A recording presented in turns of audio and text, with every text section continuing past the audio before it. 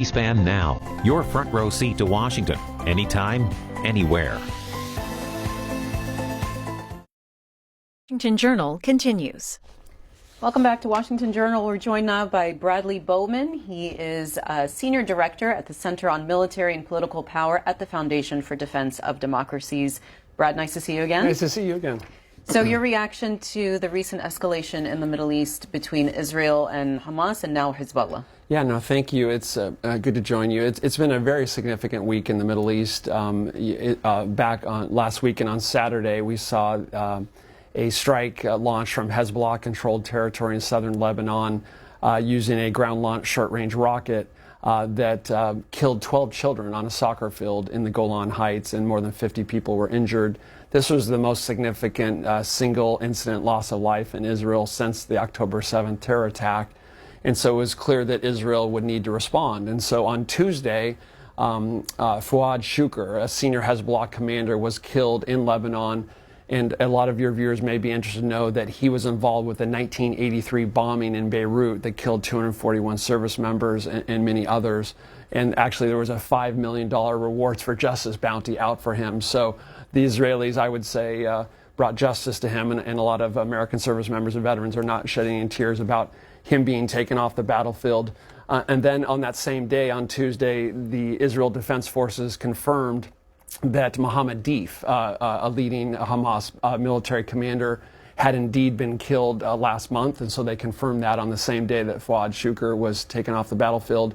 And of course, on Wednesday, Ismail Haniyeh, the top political leader of Hamas, just a short time after he was attending the inauguration for the new Iranian president, was killed reportedly in the New York Times and elsewhere by a bomb that had been placed in his room in an Islamic Revolutionary Guard Corps hotel, if you will, weeks in advance, and then was remotely detonated, and he died. So it was not a good week for Hamas and Hezbollah terrorist leaders. What difference does this actually make? Or is Israel essentially playing whack-a-mole, right? You take out one leader, there's three that are ready to take his place. It's really a great question, and it reminds me of the American experience in fighting al-Qaeda and ISIS, for example.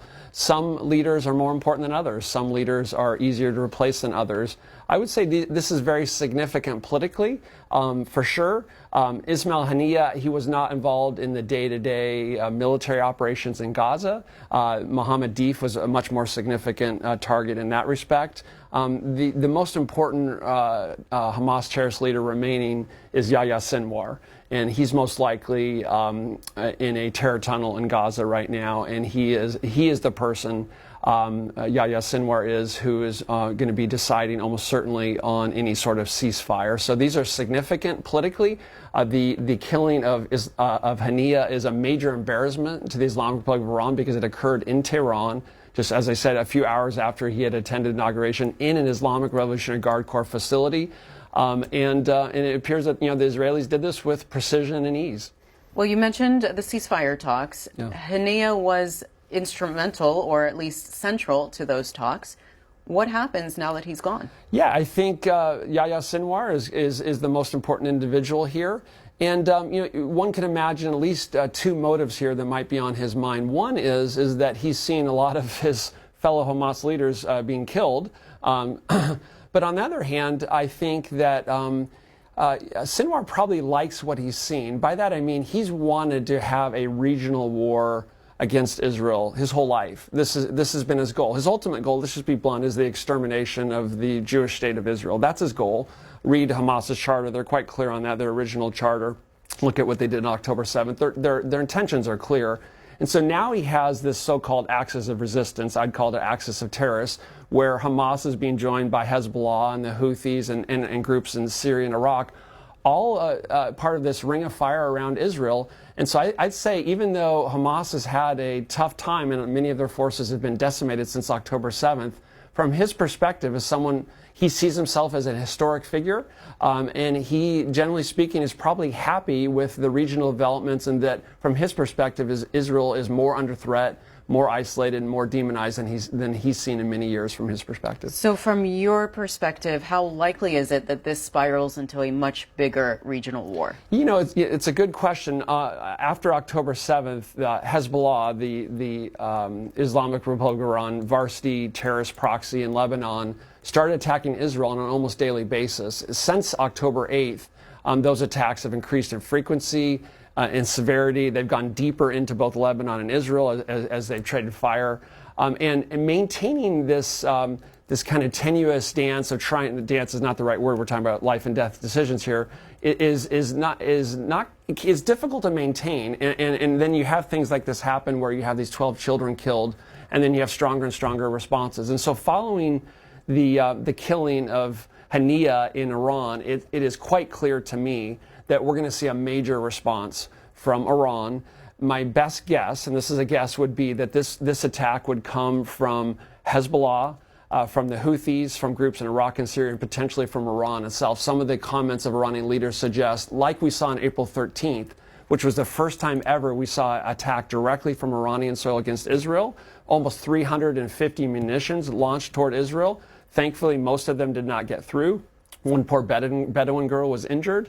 It was largely unsuccessful, but they were trying to kill people. So I think there's a strong likelihood we could see in the coming days, probably after the mourning period is over for Hania, that we could see a massive attack that could be bigger than what we saw on April 13th. And we're seeing reporting that thankfully the Biden administration, the Department of Defense, is maneuvering forces to help defend the state of Israel. If you'd like to join us and ask a question, make a comment for our guest, Brad Bowman of the Foundation for the Defense of Democracies, you can give us a call by party. Republicans 202-748-8001, Democrats 202-748-8000, and Independents 202-748-8002. I wonder what you think of the U.S.'s influence in trying to prevent that larger war. Does the U.S. have any sway? The U.S. has a huge amount of sway because Israel relies on the United States of America for diplomatic support and for security assistance. Following October 7th, the Biden administration, President Biden himself, I think the week after that terror attack, which was the largest single-day murder of Jews since the Holocaust, was one of his strongest weeks. He stood with Israel rhetorically, and then he backed it up with actions by sending an extraordinary amount of weapons to Israel to help them defend themselves. And so, because of historical ties, the U.S. has a lot of influence with Israel on Israel's decision-making. But I would say, unfortunately, in recent weeks, the Biden administration's influence has been unhelpful. And what I mean by that is what we see kind of happening over and over again is that the Islamic Republic of Iran and its terror proxies attack Israel. And then the Biden administration, I'd say in a good intention desire to avoid a regional war, applies pressure, both private and public pressure on Israel to not respond or to respond in a reduced way. Take the win was the phrase after the April 13th and 14th attack. The problem is if you just think about this logically or think about it in a playground context, if Israel's enemies can rely on the United States to constantly apply pressure on Israel not to respond strongly, and they can rely on Washington trying to apply that pressure on Jerusalem, then it simply is going to invite more attacks on Israel. So there's a negative dynamic here that develops, and that's why I think when your best friend in the region, your best, most capable friend in the region, is having among the worst days of its life, you're very careful what you say publicly because you don't want to empower Israel's enemies in this moment. Do you think that there can be a coordinated attack then from, as you said, directly from Iran? Then you've got Hezbollah on the northern front of Israel. You've got the Houthis to the south. You've got Gaza still going on. Would Israel be able to repel that kind of a coordinated attack? Yes, I think you could see. Yes, you could see a coordinated attack. That's what we saw on April 13th. And if you force me to predict, I would say we would see a coordinated attack again, potentially from Iran, from Lebanon, from the Houthis. What's left of Hamas will try to launch a few rockets as well, also from Iraq and Syria. And you could also see some things in the West Bank as well. So we're talking about a 6 or 7 front war here for the state of Israel, a state the size of New Jersey. who's gotten effectively smaller because more than 60,000 Israelis have been evacuated from their homes in the north. This is a scary time for Israel, and it's a time, in my view, for the United States to stand with our ally in its moment of need. And so, yes, this could happen. And I could see an Iranian logic that, hey, on April 13th, we launched nearly 350 munitions. It was largely it was a political win, I would say, for Iran. It was militarily unsuccessful. So I could see Islamic Revolutionary Guard Corps leaders advising the supreme leader that, hey, if we're going to do it this time, let's do more, because we want to have more of these munitions get through the formidable Israeli air and missile defense system and any help they would receive from the United States. Well, President Biden briefly addressed the situation in the Middle East while speaking to reporters at Joint Base Andrews. Here's his remarks. I'm very concerned about it. I had a very direct meeting with Prime Minister today, and very direct. We have the basis for a ceasefire. He should move on it, and they should move on it now. Is that chance for a ceasefire ruined after the assassination of Hania? Is the chance for a ceasefire ruined after the assassination of Hania? It's not helped. He said that the prospects of a ceasefire was not helped by the assassination of Hania. Do you agree with that?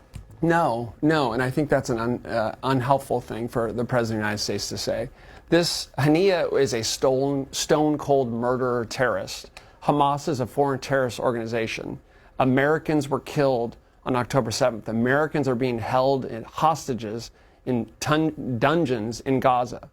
This is the President of the United States. He should be so proud of bringing Evan, Paul, and Alsu home, these hostages. We should not be mourning the death of a stone-cold terrorist murder. We should be celebrating it. The Israelis have brought justice to an enemy of the United States in Iran and an enemy of the United States in Lebanon and in Hamas in Gaza. We should be applauding that, not condemning that. And when our enemies fear us and Israel, we deter a future aggression. So I think President Biden respectfully got it exactly wrong there. Let's talk to callers and start with Bo, an independent in Sylvester, Georgia. Good morning. Good morning. I'm glad that your guest is on there. I've been watching events in the Middle East for years, and I know you've talked about this conflict between Iran, Hezbollah, and Israel. There's also some news reports that Turkey, which is a NATO ally of the United States, could possibly get involved if Israel goes into Lebanon. They come through Syria. And he probably realizes this also. We're on the 50th anniversary that Turkey invaded Cyprus, which used American weapons against Greeks living on the island. I want to know what your perspective would be if Turkey should get involved. What would happen when we have to confront them as well, even though they're a NATO ally? Thank you. Thank you for the call. Yes, Turkey is a NATO ally. But sometimes Turkey doesn't act like an ally, in my view. They do things like purchasing the S-400 air and missile defense system from Russia, the leading threat to the NATO alliance. So if you're a NATO member, you probably shouldn't be buying an air defense system from the leading threat to the alliance. So that's unhelpful. And of course, Erdogan, the leader of Turkey, is an Islamist and meets regularly with some of these terrorists and has played an incredibly unhelpful role, not becoming of a NATO ally since October 7th. And so I have concerns about Turkey, but I do not envision them taking military action against Israel. If they did, I think the United States would have something to say about that. And Ted is in Ocean View, Hawaii, Democrat. Good morning. Good morning. Yes, I've been watching for many years, and I heard a caller a few moments ago say we should not think and just take action, and I think this fellow, Bradley Bowman here, could comment on the fact that you really do need to think and not just act. Some people think you just need to rush in and act, and that could be very dangerous. That's my point. Thank you, sir, for the call and for the point. I agree with you. As a student of history and strategy, history is replete of examples of the following lesson, and that is that wars are easy to start and hard to end. And so I think we should bring great scrutiny to military withdrawals, as we argued in our Former Secretary of Defense Leon Panetta argued in a December 2020 monograph that I edited. He's on our board of advisors. And we should also breed scrutiny to starting wars. But sometimes you have to fight, but before you start a fight, you want to think clearly, make sure that you're prepared, not for not only what you're going to do, but how your adversary is going to respond. And you better believe Israel, for example, is preparing for this response that I just described earlier, as is the United States, and that's exactly what you'd want our military and the Israeli military to be doing. I want you to comment on this news, which is about 9/11 mastermind Khalid Sheikh Mohammed and 2 others charged in terror plot reach plea deals. It says that the terms of the plea deals for the 3 men were not released, but they are expected to plead guilty to some charges and potentially avoid death sentences as a result. Yeah, Khalid Sheikh Mohammed was one of the masterminds of the 9/11 terror attacks that killed nearly 3,000 people. He is another stone-cold terrorist. He has been at Guantanamo for many years. It's taken a long time to move the process forward. We had the Department of Defense put out a press release where they said that some sort of pretrial agreement had been reached. We learned later via reporting from a letter from the prosecutors to the 9/11 family that he apparently has agreed to plead guilty in return for a life sentence to avoid a death penalty trial. Some of the concerns associated with the death penalty trial was that it could last a long time, and it was possible that the judge might throw out the confession based on the fact that it may have been obtained via torture. And so the prosecutors in their letter to the 9/11 family said they felt like this is the best path forward to trying to finally bring justice to Khalid Sheikh Mohammed. I would just add one statistic, one side note is that, the Biden administration, not unlike the Obama administration previously, was very eager to close Guantanamo and to do that, try to move the detainees out and elsewhere. And it was on the path to do that, reportedly, with roughly 11 more when October 7th happened, and then changed their mind after that. And this is something that I worked very closely for years in the U.S. Senate when I was National Security Advisor to Senator Kelly Ayotte. According to the most recent statistics I found, 32%, almost 32% of Guantanamo detainees that are released are confirmed or suspected of returning to terrorism. And a lot of people, expressing opinions about this don't understand the difference between our military detention justice system and our Department of Justice civilian justice system. The latter is focused on justice. The former is focused on keeping combatants off the battlefield. And as long as the conflict continues under international law and law of war, you can keep people detained. And so it's an important distinction. A lot of people are bringing DOJ arguments to something that is quite different in the military justice system. All right, let's talk to John in Minneapolis, Minnesota, Democrat. Hi, John. Good morning, Bradley. Earlier, you said it was an embarrassment for Iran to be struck by Israel. And I just wonder why it's an embarrassment for a country, a sovereign country, to not be prepared for another country to attack their property, which is an act of war generally. And this is the second time Israel has escalated like this when they attacked, I believe it was a consulate or an embassy of Iran in another country, which is, again, an act of war. And if someone did that to the U.S., we would be responding hard. And about the 11 Druze children, or 12, I don't want to discount that, but Euromed, and this is on the State Department website, released an article about how there were 237 Palestinians killed in conflict-related violence prior to October 7th in the West Bank in 2023. So my question is, what are you talking about the Palestinians doing all this? Israel has been oppressing the Palestinians for 75 plus years, and Israel has constantly been bombing what? They've bombed 4 to 7 countries since October 7th? Does that sound like a peaceful nation, or does that sound like an aggressor? All right, John, let's get a response.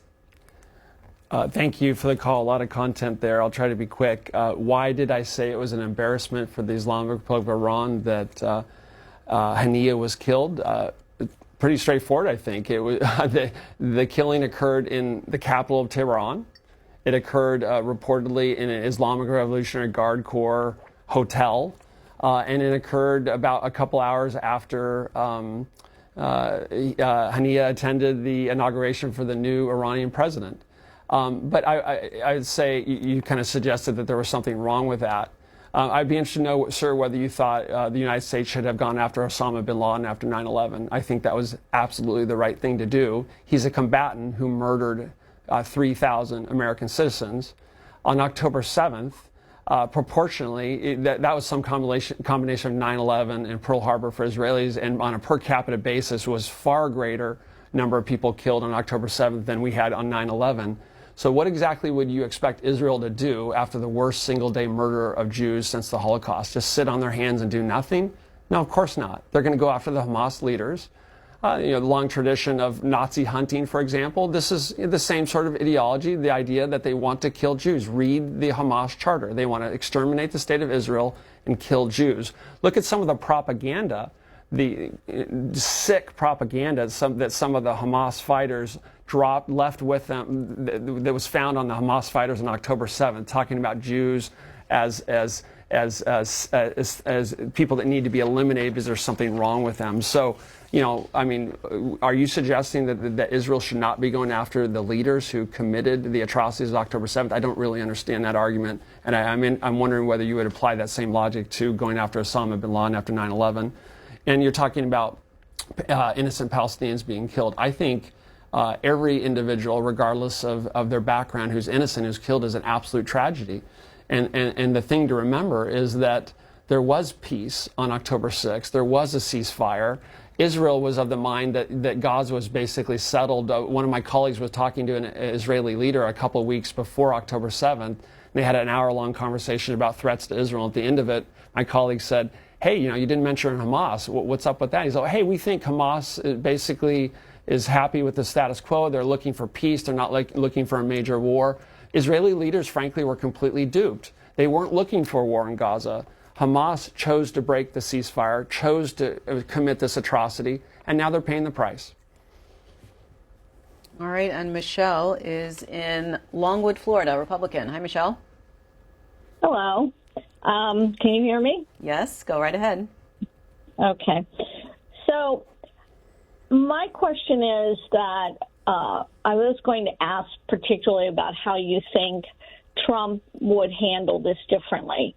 But really, my question is that over the course of history, since Israel was created, is there not a pattern in which there's no peace about this, because nothing was ever really settled about what to do about the Palestinians as a group of people?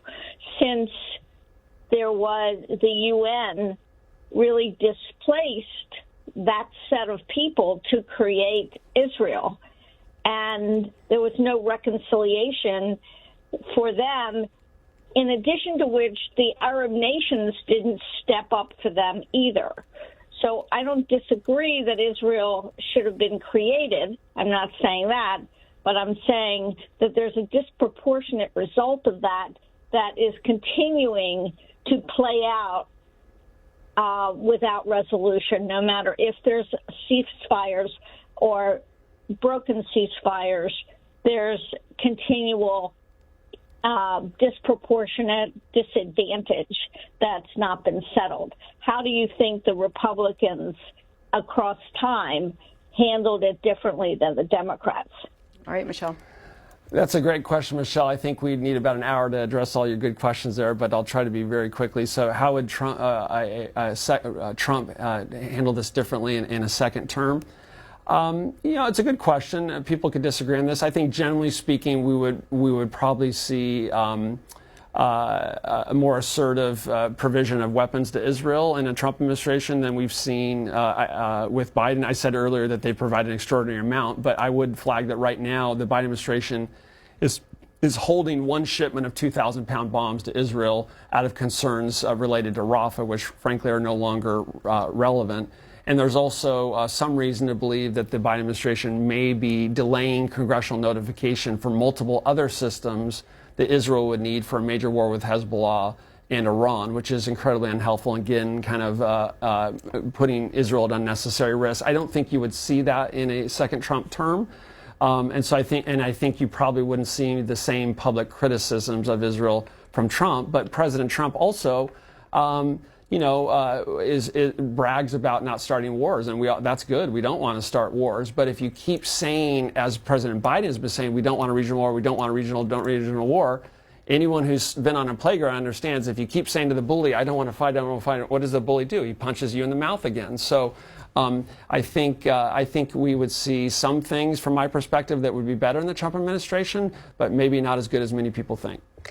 Brad Bowman, you mentioned the U.S. withholding 2,000-pound bombs from Israel. Are those types of bombs really necessary for that war in Gaza, or are they just too destructive in an urban environment, and you are definitely going to have a lot of civilian deaths?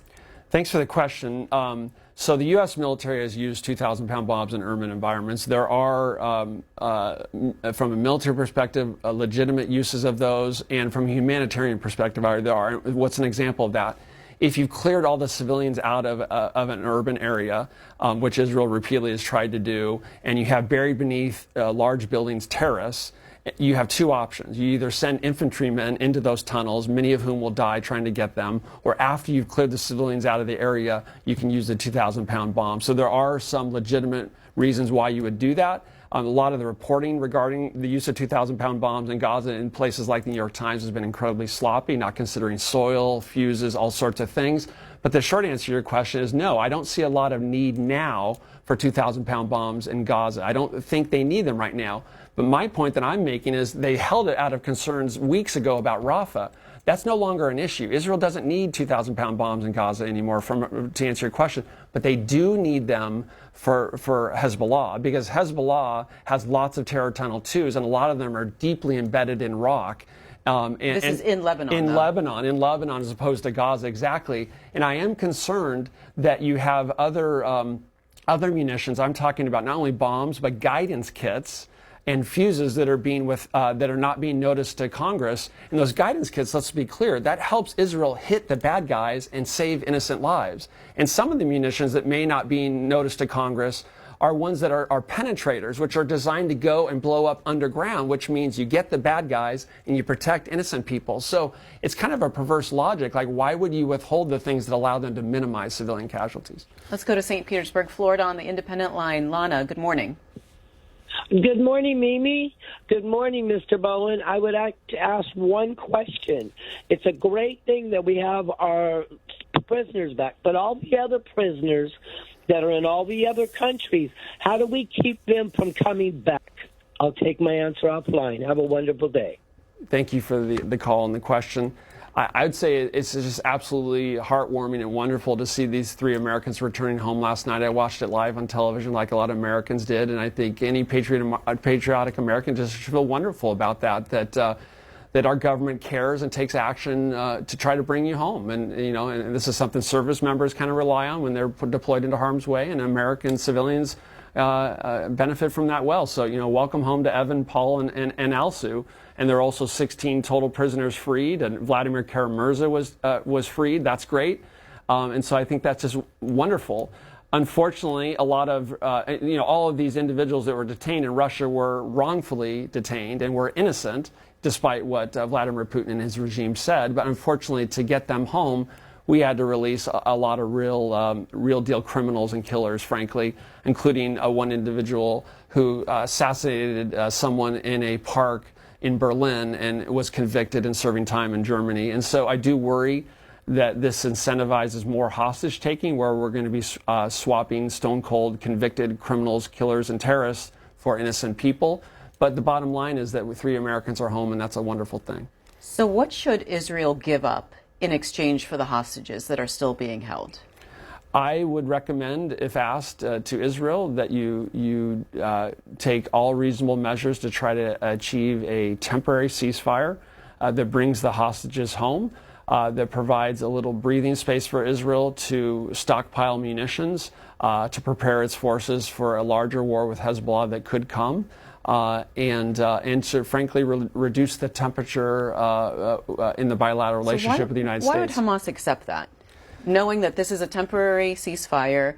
I'm going to release the hostages. I won't have a bargaining chip anymore. And now Israel gets a chance to restock. I'm not sure why they would accept that, because they haven't. Right, and they haven't. And that, everyone, how many times in the last few weeks is, ceasefire is pending. And I always look at that with a little bit of a jaundiced aside, right? Because the implication behind your good question, that is, Yahya Sinwar, the remaining most important leader of Hamas in Gaza, is probably hiding in a tunnel in Gaza, and he's probably surrounded himself with these poor hostages, knowing that, unlike Hamas, Israel values human life and doesn't want to kill its own citizens. And so he's using them as human shields, which is, of course, a practice that Hamas has perfected.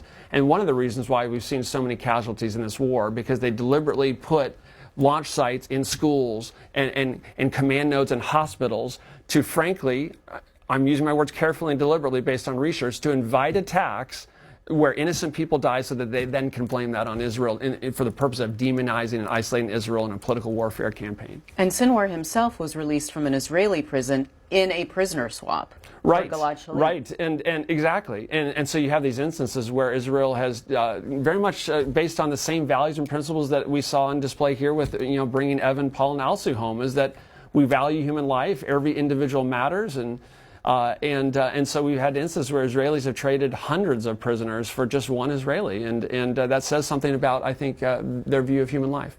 Let's talk to Jim in Parsons, West Virginia, Democrat. Good morning, Jim. Good morning. Good morning. I just wanted to ask this fellow some questions and point out some things. And thank goodness that guy called from Minnesota a few callers back. He illustrated some key points. I think it's ridiculous first of all, I think it was ridiculous for your guest to portray President Biden as being sympathetic or grieving, the death of a terrorist.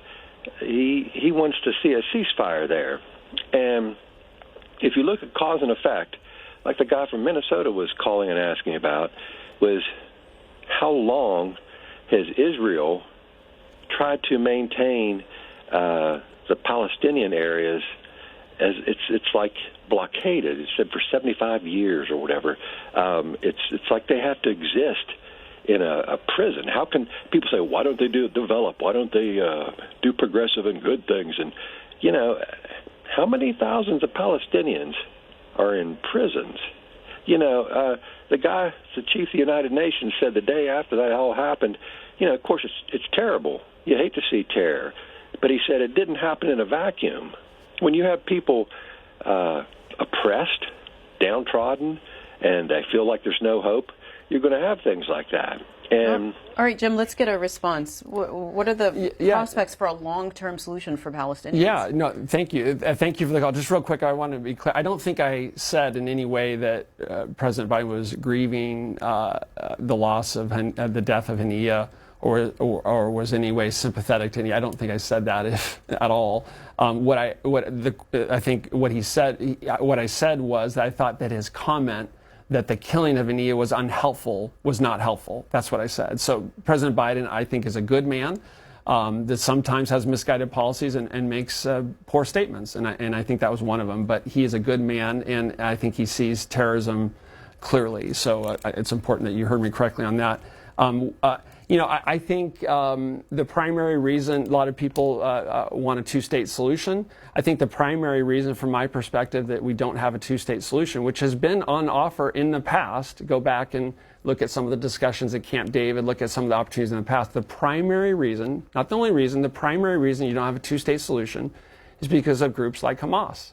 And when Americans sit in safety and comfort and talk about, we need a two-state solution following October 7th, to many Israelis that I talk to, that is just absolutely tone deaf, because from their perspective right now, if you were to provide a two-state solution, it would simply provide a more effective launching pad for the next October 7th.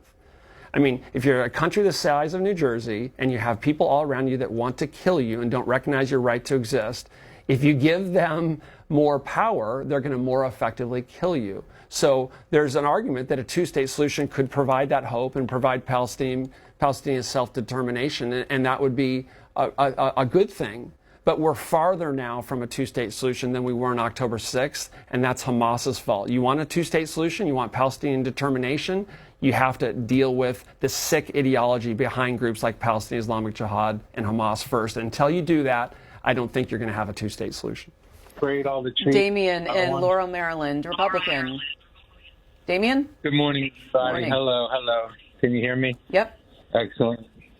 Hey, I want to know a couple things I want to understand about. I want to understand Israeli politics. It's like ours, right? I mean, you got the far left, you got the far right, you got the middle. And how's that working out now? Why are people in Israel actually protesting their own government? Because their government is trying to support them through annihilating Hamas. I don't get it. Now, these college students that protest here, I call them a bunch of weenies. Netanyahu called them useful idiots, and that's what they are. They have no idea what real struggles the Israelites are going through right now. You know, after they protest on campus, you know, they get a little tired. They go get their double oat milk lattes, and, you know, they're really struggling out there. But I believe I heard Netanyahu's speech. I really agreed with it. Annihilation, that's the future of Hamas. Annihilation is the future of all these terrorist groups. That is the only option. And once they understand that, and the Palestinians see there's no future with Hamas, the liberal Palestinians will say, hey, let's live a better life for our children. Thank you. Bye. Thank you for the call. Two main issues there. I hear what's going on with Israeli politics. And Israelis protesting their own government. You know, it's called democracy, I'd say. And Israel arguably is the only democracy in the Middle East. So when you see Israelis disagreeing with one another, exercising their rights, criticizing their own government, sounds kind of familiar, doesn't it? It sounds like American democracy, and I'd say that's healthy and good. And what a distinction between some of the other regimes we see in the region, and between the kind of authoritarian, totalitarian world that Hamas and its co-laborers would implement. So I'd say some of the domestic turmoil that we saw before October 7th with the judicial reform, some of the things, frankly, we see on the far right in Israeli politics are incredibly unhelpful to Israel, and I'd say to American interests. But I'd say in democracies, a diverse, rambunctious democracy like Israel, like the United States, disagreement and expressing your viewpoints is a good thing. You mentioned the protesters here in the United States. You know, speaking of freedoms, I celebrate the rights of free speech and protest, peaceful protest. Unfortunately, a lot of what we saw on campus was broke the law, and there was a failure to impose consequences. And just a short distance from here, I hope Americans saw what happened in front of Union Station. I hope you saw the graffiti that the protesters said that they love Hamas and they called for the annihilation of Israel and said horrible things about Jews, and also a lot of the anti-American comments there. And I would flag, not only did they burn an American flag there at Union Station, just a few hundred feet from here, they also defaced the American Legion Freedom Bell. Did you see that? And then who got to go clean it up? The National Park Service. It took them multiple days to do it, trying to clean up some of this graffiti, and they couldn't clean it off. And so what's the point there? The point there is that these groups that are anti-Semitic and anti-Israel consistently are also anti-American. What's the point there? My point there is that Israel is fighting America's enemies, and we are foolish not to provide them the means to go after our common adversary. Brad Bowman, I want to ask you about Iraq. The Washington Post is reporting that the U.S. military has launched first airstrike in Iraq in months. It says that the operation south of Baghdad targeted unspecified combatants and followed attacks on U.S. forces in recent days. What's happening in Iraq? Yeah, no, I'm so glad you asked that, because we've been talking a lot about what's happening in Gaza and Lebanon and Israel, and it's important to not miss that we have our fellow citizens in harm's way, American service members, about 2,500 U.S. service members in Iraq, about 900 in Syria. And they're not there on a vacation. They're there to help keep the ISIS caliphate defeated. That's why they're there. We've had, since July 16th, about 5 attacks on our forces, including roughly 2 in Iraq and 3 in Syria. And then we had this response by the Department of Defense where they took out a one-way attack drone that was the Department of Defense believed was going to be trying to do another attack against our forces. Here's the broader zoom-out point that I would flag for everyone, is that from October 17th to February 4th, Iranian proxies in Iraq and Syria attacked our U.S. forces 165 times. 165 times from October 17th to February 4. How many times did we respond? 9. A lot of people, including myself, are saying that if we didn't respond more frequently and more strongly, that those attacks would continue and sooner or later Americans would die. Horribly, sadly, that's exactly what happened on January 28th in Jordan at Tower 22, where 3 U.S. service members were killed. How did the Biden administration laudably and belatedly respond? We hit 85 targets, and a few days later we killed the leader of Kataib Hezbollah. What was the result of that? The attacks essentially stopped on our forces. We had only 2 attacks in 22 weeks. So 165 attacks in 15 weeks, and then following a strong response, 2 attacks in 22 weeks. What's the point? American weakness invites aggression. American strength, our adversaries, the Islamic Republic of Iran, its terror proxies, tend to back down. Let's hope the Biden administration is taking notes, because I do worry that we're going to see more attacks on our forces in Iraq and Syria in the coming days. Let's talk to Bradley in Marietta, Georgia, Democrat. Hi, Bradley.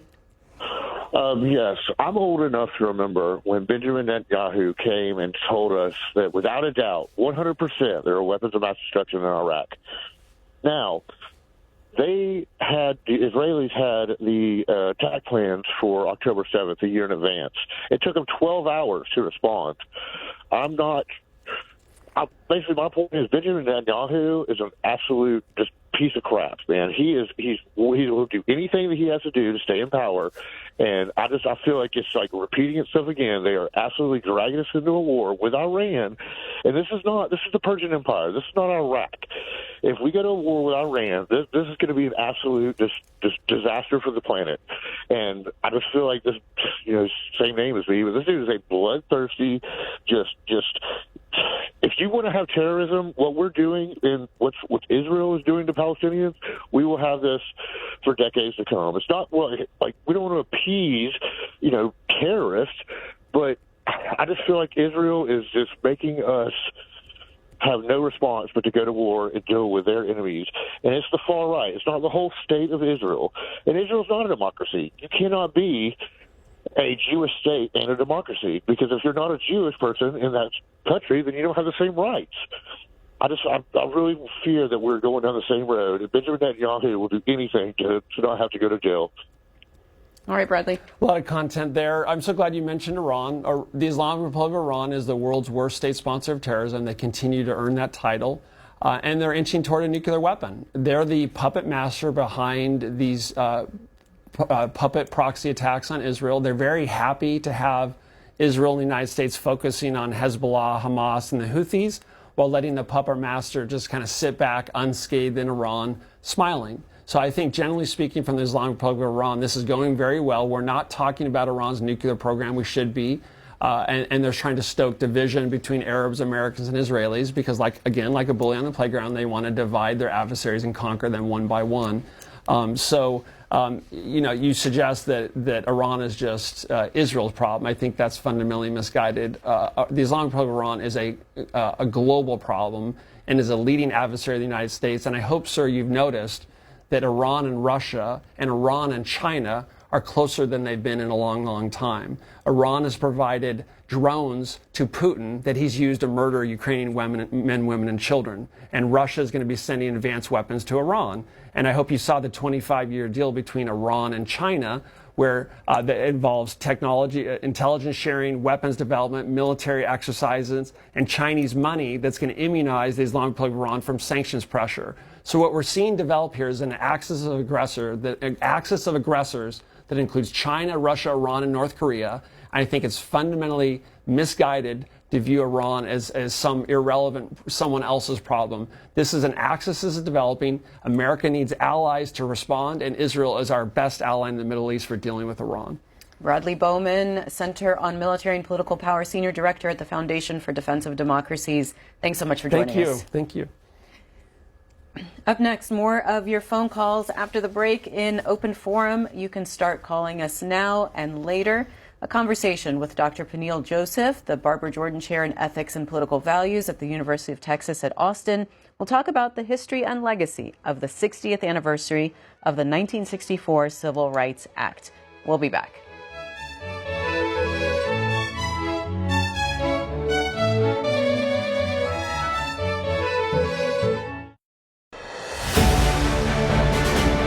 Today